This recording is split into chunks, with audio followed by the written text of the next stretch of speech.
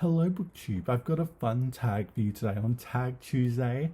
This is the Howzat Tag. It instantly reminded me of the song Howzat by Sherbet, if you know you know.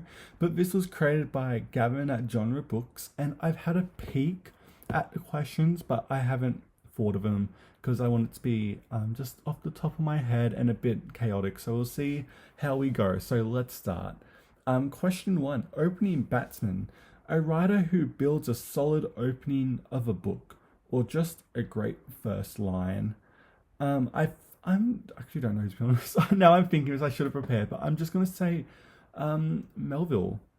Call Me Ishmael, but also his opening to Taipei and Umaru and White Jacket are great too.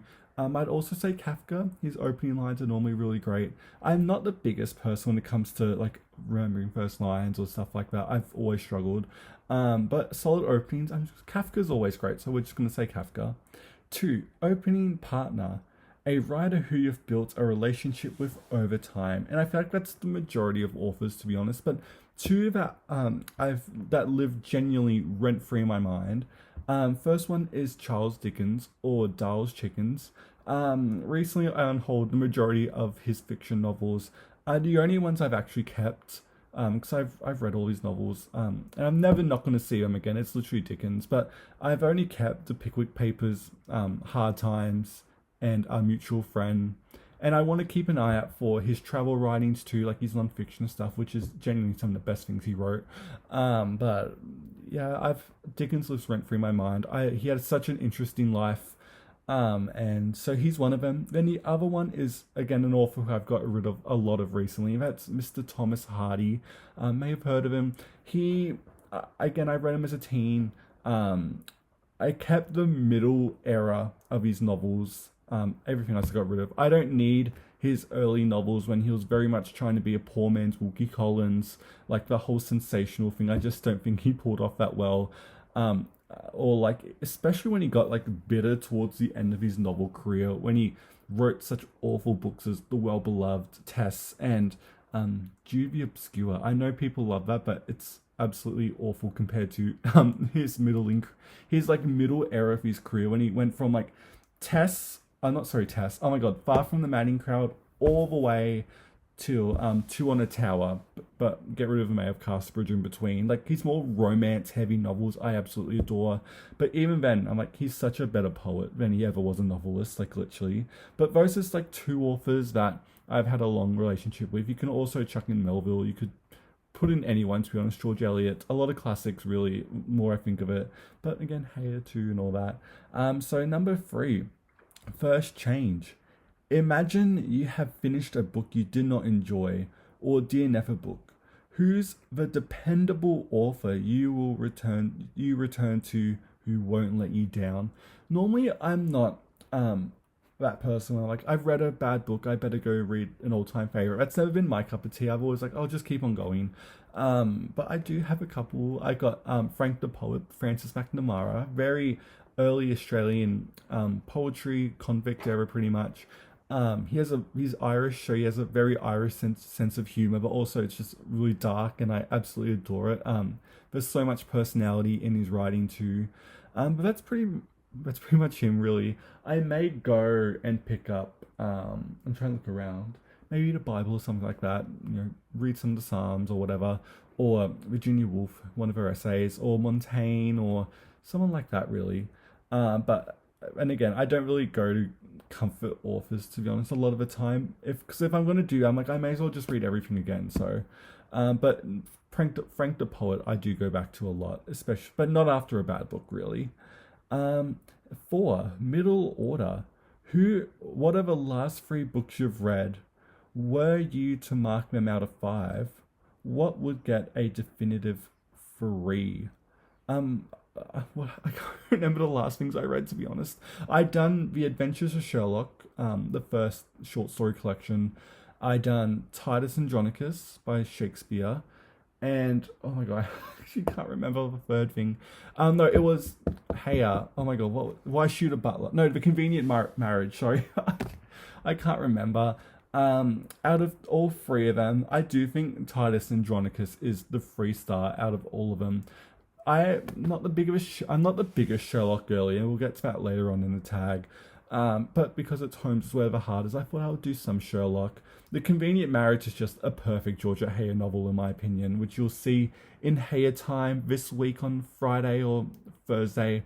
But yeah, Titus Andronicus. It's not Shakespeare's best play ever. I think there's some really great lines. The plot's pretty fine. It's him trying to do like a revenge tragedy of Thomas Kidd and like the big authors, playwrights from that time period, and just giving it kind of like a historical twist to it because it's set in the ancient world. Outside of that, he would do that better too, like historical stuff, like with Anthony Cleopatra and like Julius Caesar. But I get he had to start somewhere. But I feel like with Titus Andronicus, if it wasn't as violent as it is, it really would not be remembered that well. Even then, I would still absolutely adore to see it live. But yeah, it is the 3-star out of all of them. I love the other two books. But yeah, sorry, Shakespeare. 5. Wicket Keeper. Tell us about a strong or eccentric character.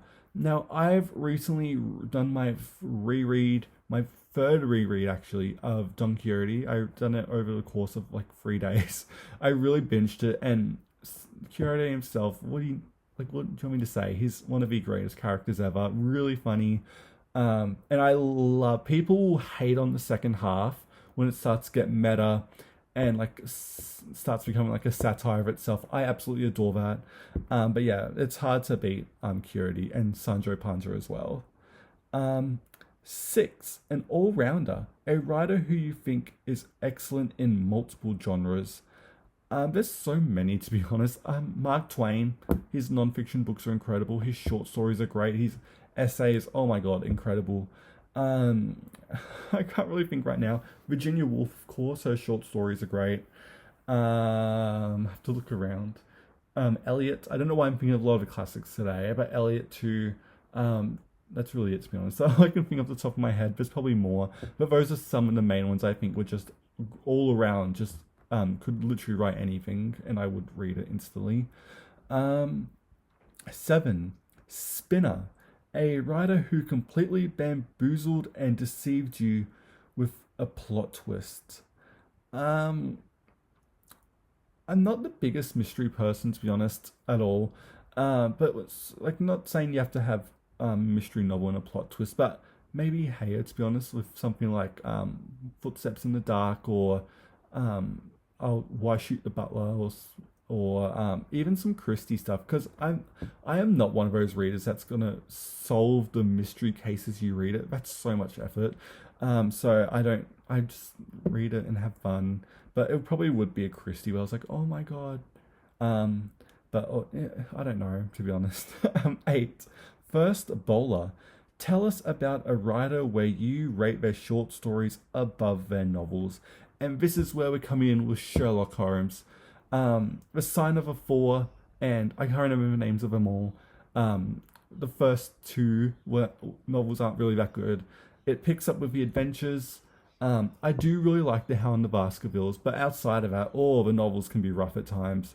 But in saying that, the short stories after Sherlock comes back alive or whatever, when he returns, you can really sense that Conan Doyle was really dreading writing Sherlock, and really rehashed and just didn't take any gambles with Sherlock, especially when it came to like the casebook and like a lot of the other later short stories. I just didn't like as much when I read them, but I always preferred the Sherlock short stories compared to the novels any day. That's easy.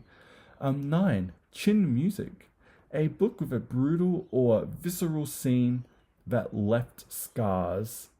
I'm gonna say Titus Andronicus again. Cannibalism is the best way of revenge, especially if you want to traumatize your enemies. That's all I'm gonna say. And 10, the last question. 12th Man. Refreshments suggest a palate cleanser of a book. I don't know really, to be honest. I'm gonna say Interview with a Vampire. Do that. Or I actually don't know, to be honest. Read Kafka. He could be palate cleansing. Or Pride and Prejudice zombies, Jaws maybe, or Camp. There's so many options you can do to palette cleanse. So you could do that. You can do the Bell Jar by Plath. Why not?